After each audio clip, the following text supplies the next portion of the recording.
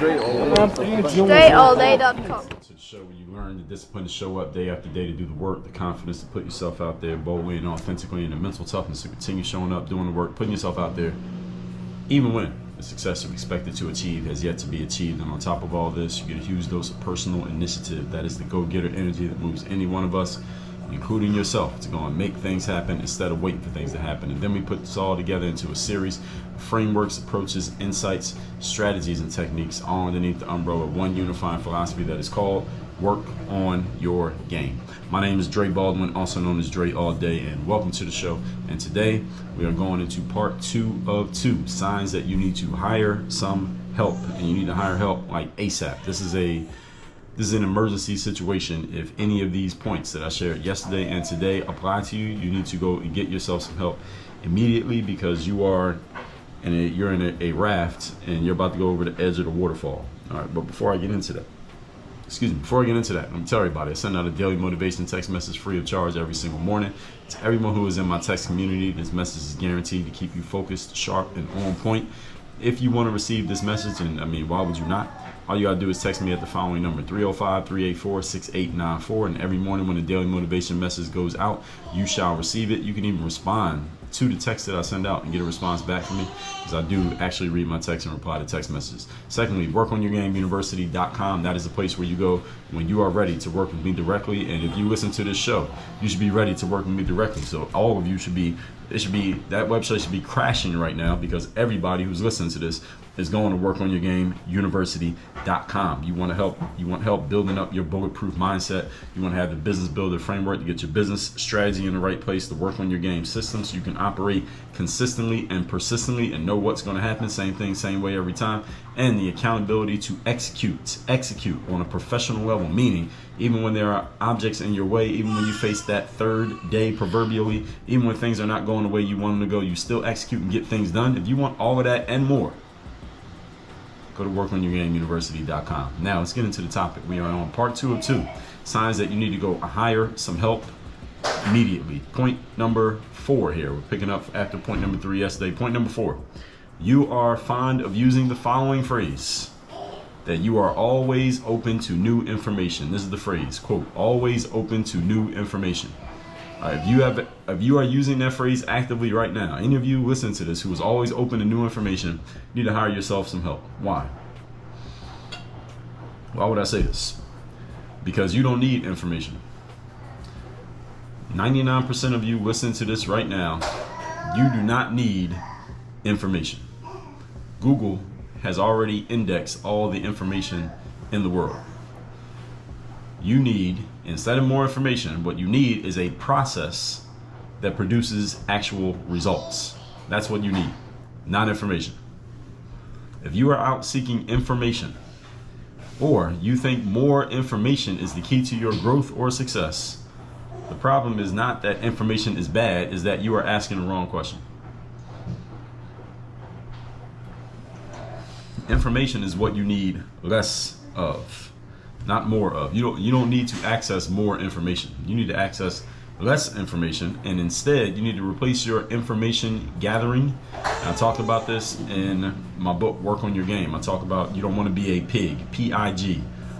Why would I call somebody a pig? PIG is an acronym that stands for Professional Information Gatherer. All right, you don't need to be a professional information gatherer. Google has already gathered all the information very professionally and better than any human being ever will. So you don't need to gather information. Just go to Google when you need information, but don't gather it all, because you already got it. It's already gathered. You got a phone? Okay. Does it have? You got a data plan on your phone? Okay. You already got all the information gathered whenever you need it. Looking for more information as the key to your growth is the wrong question.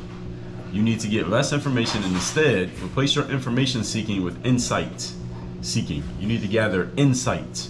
What is insight, everybody? I talked about insight in episode 1177. Let me make sure that's the right episode that I'm referencing here.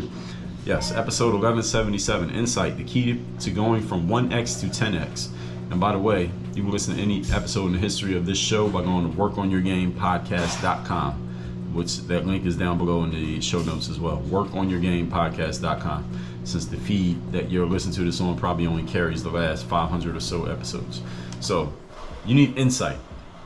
Insight is about not more information, but it's how to apply information. That's what insight is.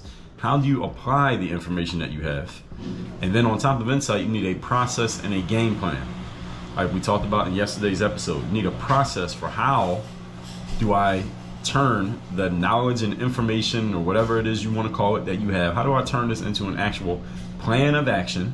And then you need accountability to make sure that you execute on this plan of action. You see how all these pieces fit together? And guess where you can get all this? WorkOnYourGameUniversity.com. You couldn't guess. All of that is what you actually need, not more information. There are 1 million books on Amazon that supply information. Literally 1 million books on information. On Amazon supplying information. If information was all you needed, then again, there would be no need for anyone to do more than just read books. Or we could just read a bunch of $9, $10, and $20 books, and everybody would have everything perfect exactly as we need it to be. But we know that doesn't happen. And I'm gonna talk about that more in a future episode as well, when it comes to books and the value of them, and do you actually need to read a whole bunch more of them? Am I going to write a whole bunch more? And I'm going to talk about that. Point number 5. Did I tell you everything I need to tell you in point number 4? Yes, let's move on to point number 5. Today's topic, once again, we are on part 2 of 2 of why, or signs that you need to hire some help immediately. Number 5, you have resolved to keep working on things on your own. This is another death freeze that people use that tells me that they are in trouble. You are going to, quote, keep working on things on my own. All right, this is a bad idea. You should not keep working on things on your own. If you're not getting your outcome, you keep working on things on your own, well, guess what you're going to get? More of what you've already gotten, which is not being at your outcome, because working on things on your own means you have an unqualified person at the helm. That unqualified person is the person you see when you look in the mirror. You being the person in charge of something that has already proven to not be enough, or you have already proven that you alone is not enough to get to the outcome, means you need to fire yourself from being the sole person on the job and get some other people on the job. Doesn't mean you can't still be in charge, but it means you shouldn't be doing everything on your own, because we can already see that you doing everything on your own ain't working. Right? Can we see that? It's already been proven to not be enough. Doing more of the same stuff that you've been doing by yourself is the least effective, and also the most frustrating thing that I hear people say when they are making a decision to not take serious action to move themselves forward. That they're just going to keep trying to do things on their own. Well, we already know that you doing things on your own is not an effective strategy. Working on things on your own, again, is slow, is not efficient, and this applies to any aspect of life. Anybody who insists on doing certain things by themselves all the time is doing things in the least efficient way possible. It doesn't mean that they won't get things done. It just is not very efficient. They don't get it done quickly, and a lot of time gets used up. The most valuable resource we have, trying to do things by yourself, when you could have got a lot more done and a lot higher ROI activities done had you passed off some of the stuff that you insist on doing on your own to someone or something else, and instead you focused on the highest ROI activities that you could be doing, which is not everything. Everybody got what I'm saying here? Just before I started recording today, there was a funnel issue that I had. A funnel is simply a series of steps that you take people through when you're trying to move them to a certain action. And I'm talking about an online funnel. It was basically a series of web pages, let's just call it that. And I had a funnel issue, something that needed to be fixed. And I could have did one of two things. I could either A, try to fix it myself, try to diagnose the issue and try to figure out exactly where this link needs to go here, and this one needs to change, and this code needs to change there. And had I worked on it long enough, I probably would have figured it out. I'm smart enough, I would have figured it out. But instead, I decided, you know what, let me do option B. Here's option B. I reached out to the team of people who are responsible for that funnel, and I shot off an email to them. They're not going to be able to address it immediately the way I want to, but they will address what I want them to address, and they will get it fixed much more efficiently than me, because they'll know exactly where to go and exactly what to fix, rather than me trying to figure out where to go and what to fix. And I get to use my time on higher return on investment activities, such as recording this show. Why is this a higher ROI activity? Because nobody else can do this. You see, I could pass that task off of fixing the funnel to somebody else. I can't pass the task of recording this episode to anyone else. I mean, technically I could have somebody else record on my behalf, but no, I actually like to be the voice on this show. I'm the voice talent of the Work on Your Game masterclass. So I'm doing a higher ROI activity by doing this and passing that job off to someone else. The biggest mistake that a lot of people make, if you were to be in that same situation that I just described, is a lot of you would instead take an hour and try to figure things out on your own, and then you would get to doing this, and then you might not be able to record as much, and then you're backed up, and then you're not using your energy the way you could best use it because you're not doing what you're best at. See, I'm not the best at diagnosing what's going on in a funnel and fixing code and links and websites. That's not what I'm great at. I can do it, but I'm not great at it. Therefore, I shouldn't be spending too much time at it. If I can choose between recording this show and doing that, I should be doing this 10 times out of 10. Everybody got it? So you need to know what are your highest ROI activities. And let me help you out even further. Most human beings, that means you, is your high ROI activities are usually 2 or 3 things at the most. Some of you maybe just 1 thing. But for most human beings, it's not more than 3 things. You should know what those 3 things are. Your top 3 things that you do that produce the highest return on investment that you are great at. These are things that you are amazing at. For me, I've shared these with you before. My 3 are speaking to people one-on-one, i.e. doing something like a sales call or a one-on-one coaching session. Number 2 is speaking to people in groups, which is what I'm doing with you all right now. Even if you're creating content that's going to go on the internet, that is speaking to a group of people, or standing on the stage and speaking to a live audience of people. That's number 2. And number 3 is writing. And in no particular order, those 3 things. Those are the things I should spend most of my time doing. Most of you know me from one of those 3 things. True or not? You see how that works? Most of you who are listening to me know me from one of those 3 things.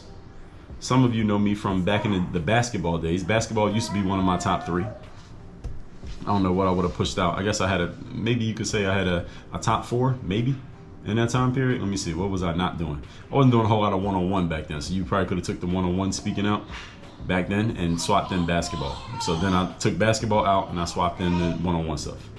So those are my 3 things. Talking to one person, talking to a group of people, and writing. Those are the 3 things that I'm great at. That's where I spend most of my time. And I can make money doing those things. So it needs to be something you're good at, something that people actually value and want, and something that's marketable. Marketable just means you can make money from it. 1, 2, 3.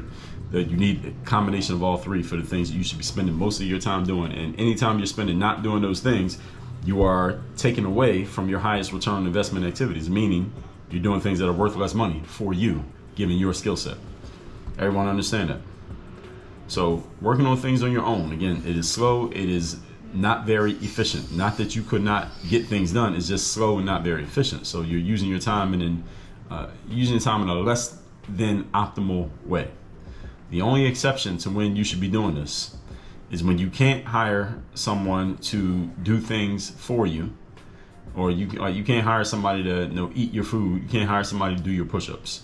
So if there's a workout that needs to be done, you can't outsource your workout. You can't outsource somebody eating lunch. If you're hungry, you can't outsource somebody drinking water or taking a shower. Those are the areas where you have to do things yourself. But even in those areas, you can get help with what you are doing and how you're doing it and understanding why you're doing it. So even though you can't hire somebody to do your push-ups for you, you can hire somebody to tell you how many push-ups to do and what's the proper form for the push-ups and what to do when you get done doing the push-ups. What do you do next? So you can hire somebody to help you to make sure you are optimizing your performance in those areas. And in the areas in which you are best, those top 3, like I told you, you definitely should hire somebody to help you out in those areas so that you can make sure you squeeze all the juice out of that orange. So you're not leaving anything on the table, because this is the thing that you're best at. So you want to invest in this as much as possible. Remember the 80-20 principle. You want to spend 80% of your time on the things that produce the highest ROI, 20% of your time on the things that produce low ROI that maybe you can become mediocre at them, but you're never going to become great.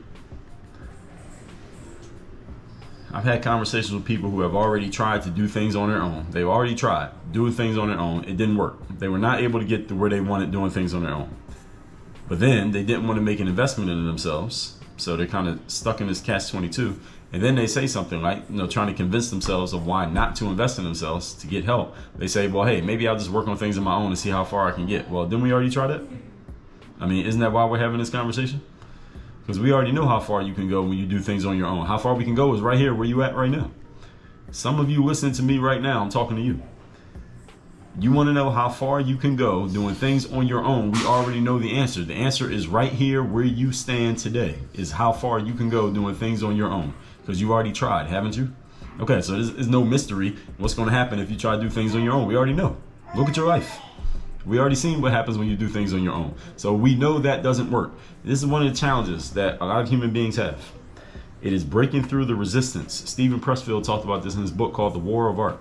It's breaking through resistance. What is resistance? Resistance is simply the law of inertia. It is your emotional, your subconscious mind's emotional lizard brain telling you to keep doing the same stuff that you've always done when you are thinking about doing something different than what you've always done. I.e., you've done everything on your own all your life and has gotten you to this point, and you're not happy with where you're at, and you're thinking about maybe doing something like hiring some help so you can get somewhere different. The moment before you say yes, the moment before you make that financial investment, the moment before you make that time, money, attention, energy, and focus commitment, your subconscious mind is going to start speaking to you and say, don't do it, don't do it, don't do it, don't do it, don't do it. Why? Because the lizard brain within you, it comes from the amygdala, which is a little part of the brain that basically registers fear. It notices that you're about to step outside of your comfort zone. And the amygdala is designed to keep you comfortable. It is designed to keep you safe. And anytime you're about to step outside of your comfort zone, you're stepping out of you're stepping out of the safe zone and into the kill zone, the zone where something might happen to you. I.e., you might experience a different situation than what you've experienced for the last 35 years of your life. And that triggers fear. And that fear keeps most people in the same space for most of their lives. This is why you've heard me say many times over here on the show, people do not change in life. How am I so confident that people don't change? Because fear is fear, and humans are humans, and people would rather stay comfortable in a less than optimal situation than to get uncomfortable to get the situation that they actually want. Because fear will pull you backwards and keep you in the same spot. More than the courage to move yourself forward can pull you out of your comfort zone. Most people will stay in their comfort zone their whole lives, even when they're not happy in their comfort zone. Why? Because it's comfortable. Even if being unhappy is the zone that they're in, if it's comfortable to be unhappy, most people would rather be unhappy. This is why people don't change. So people say, well, I'm going to see how far I can get on my own. Again, we already know the answer to that. You know the answer to that. Look in the mirror. That's how far you can get. Look at yourself right now today. That's how far you can get doing things on your own if you've been doing things on your own your whole life. That's how far you're going to get. Now, if you're satisfied with that and you're okay staying there, that's fine too. It's your life. You can do what you want. But if you're seriously saying that you want something different, you've been doing things by yourself your whole life. Okay, let's look at how old are you? Okay, you got that many years of doing things on your own. So we have overwhelming, statistically significant evidence of what happens when you do things by yourself. All right, now what? I mean, that's how we got to this conversation, right? You doing things by yourself. So do you want to keep getting that same result, or do you want something different? That really is what this comes down to. Now, again, the fear systems within you are going to tell you you don't want to do anything different. Don't do anything different. Don't do anything different. Keep doing the same thing. But you already know that doesn't work. Point number 6. Today's topic, once again, is signs that you need to hire some help immediately. Point number 6 is your goal, or one of your goals, is to make more money, but you don't want to hire anyone because it's going to cost money, and money is a concern for you at the moment. And this is a big one. This is the biggest one, actually, and I saved it for last on purpose. This is the biggest reason why people don't go and get help, is because the help that they need to get is going to cost you money. You need to make a financial investment, and especially in the Western world, people have very, very, very poor mindsets and habits and energies around the concept of money. And again, you're listening to someone. I talk to a lot of people every single day, and I would say about 88% of the people that I talk to have very, very poor mindsets around money. And these mindsets are not things that they consciously chose to have. It was passed down. These poor money mindsets have been passed down to you from the people that you grew up with, your parents, your family members, the community that you came from. And I already told you about the 5-15-80 rule. About 5% of people are in a great space financially, mentally, or tangibly. Therefore, 95% of you, that means it's a 95% chance that you grew up and were taught and were modeled very poor money mindsets. This is why I'm so sure most people have terrible mindsets around money. And they do. Most people have very, very bad mindsets around money. And this is why many people aren't willing to part with their money, even when they have it, and to make investments in themselves to help themselves move forward. And this is why most people don't change. And so as you see how all of these pieces kind of connect together, it's like a chain of mindsets and a chain of habits and a chain of thought patterns that keep people in this space of mediocrity or worse. And this is what keeps people from moving forward. They don't want to invest money because money is a concern for them for whatever reason. All right? Some people have a concern about money when they got plenty of money. They're just concerned because they have poor money mindsets. This is the inflection point of when you are at this point of, okay, I want to make this change in my life, or here's my opportunity to make the change. I just need to part with this much money in order to start on the process of making that change. This is the inflection point that determines which direction you will go with regards to your success and your future. At this point right here, am I going to make this investment or am I not? You heard me say on the show just a few weeks ago that at multiple times I've invested more money than I was comfortable with investing, more money than I was expecting to invest, and I never regretted doing it later on. Never. There are many times I've invested more money than I thought I was going to invest in things. I never regretted investing more money than I expected. I have many times regretted investing less money than I expected to. I many times regretted holding on to my money when I was thinking about getting into something but I didn't do it. I've regretted that many times. Why? Because when you go cheap, you get cheap. But I've never regretted investing more than expected. I've never regretted investing in the VIP ticket instead of the general ticket. I've never investing in getting in the first class ticket instead of the coach class ticket. Never. I've never regretted that. I never regretted hiring the best people for a certain thing I want to learn rather than the average person who was offering it half the price. Why? Because the best is the best, and you get what you pay for. I mean, everybody's heard the phrase, you get what you pay for, and I've never heard anybody disagree. Dre, no, you don't get what you pay for. Everybody agrees you get what you pay for. So, what are you investing in? I agree with you that money is a concern for you. All right? Most of you listening to this, money is a concern for you on some level right now today. And some of you are making $45,000 a year, money is a concern. Some of you making $800,000 a year, money is a concern. All right, money is a concern for everybody. In the Western world, everybody's concerned with money. So I agree with you that whatever you're being asked to invest is more than maybe you were expecting, more than you're comfortable with. I do not doubt you. I don't think you're lying to me. However, the fact that it's uncomfortable is the exact reason why you need to do it. I told you this in episode 25-26. Your excuse is your reason. Just a few weeks ago, we talked about this. The fact that the investment is uncomfortable for you is the exact reason why you need to make the investment. Anytime that you are uncomfortable doing something that is a change that will lead to a positive change in your life and you're highly uncomfortable doing it, that is the exact reason why you need to do it. That is not the reason why you need to turn around and go back to where you were. It's the exact reason why you need to move forward and step forward boldly and bravely across the threshold to get a change in your life, because what you're doing is telling the fear centers of your brain and your soul to shut the hell up. I am making this change and you're going to get comfortable with it. Now my comfort zone has expanded. As soon as you step across the threshold with both feet. But if you allow the fear to keep you inside of your comfort zone, then you are arguing for your limitations and you will get to keep them. And 5 years from now, you're going to be in the same spot that you were 5 years ago, telling the same story, talking that same shit about what you need to do and what you should do, what you could have did, but you never actually did because you allowed the fear to hold you back. Oh yeah, I'm talking to you. We all understand in order for you to advance and grow, you have to get comfortable being uncomfortable. Again, anybody here unfamiliar with that phrase? I mean, everybody seems to know these cliches. You got to get comfortable being uncomfortable. Okay, here's the thing. If you are physically uncomfortable with something, if you are physically uncomfortable with your body right now, or your physical capabilities, or your cardiovascular fitness, if you're physically uncomfortable right now, guess what you got to do to get in shape? You got to get physically uncomfortable. All right. See, the problem is the solution. All right. Sometimes in life, the problem and the solution are different. Sometimes the problem and the solution are the exact same thing. See, if you're physically not in the right shape, you see, I'll tell you something about me. Y'all know that. Y'all listen to me on the show often enough. You know, I tell you I like to run. I like to get in races. I don't get in races. I win races. So my last 10K race, I won. That was in mid-April 2023. And I'm going to get in that same race again next year. I won it 2 years in a row. Next year, I will finish first place, get the three-peat. The thing is, if I take time off from running, like 2 years ago, I took like a month off from running. I needed that month off because I've been running like years straight, hadn't taken any time off. When I came back, it was the middle of June.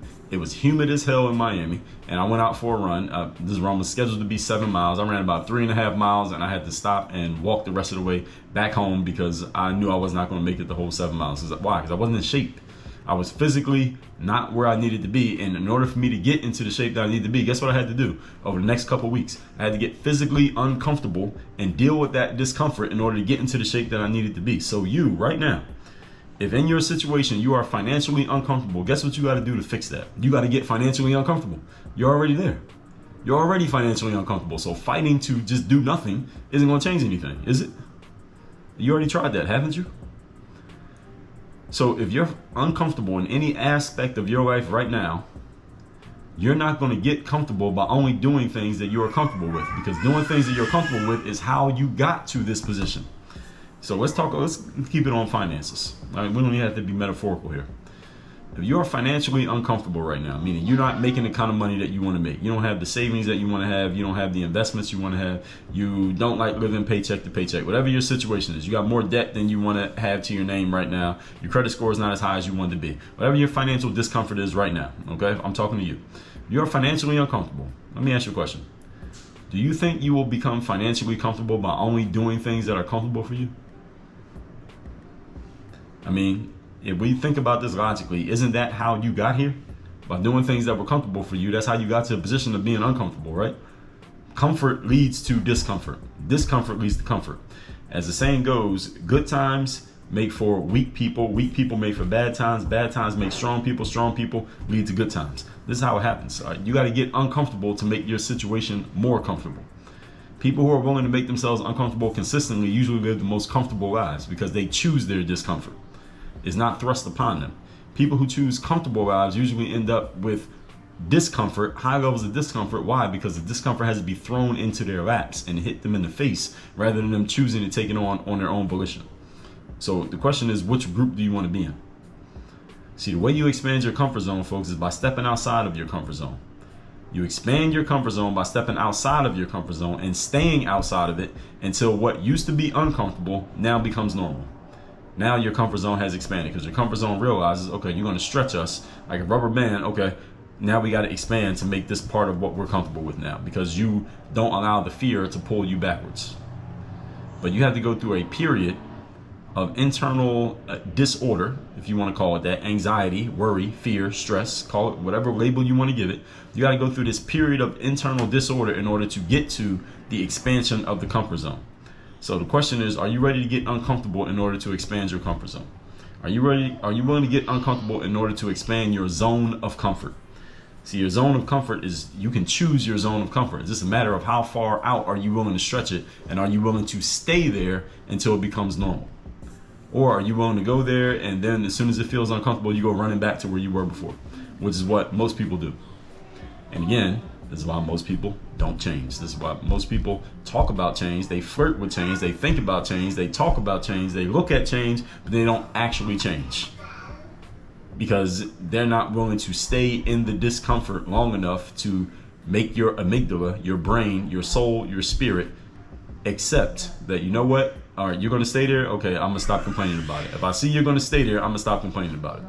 See, when I came back to running that summer a couple years ago, and it's the middle of June, it's 90 degrees, it's humid as ever in South Florida, I'm running outside, my cardiovascular system was saying, Dre, what the hell are you doing? All right, the lungs ain't ready for this, your heart is not ready for this, your sweat glands are not ready for this, your legs are not ready for this, stop doing this, stop. It was just yelling stop at me while I'm in the middle of running, in the middle of this humidity, but I ignored it.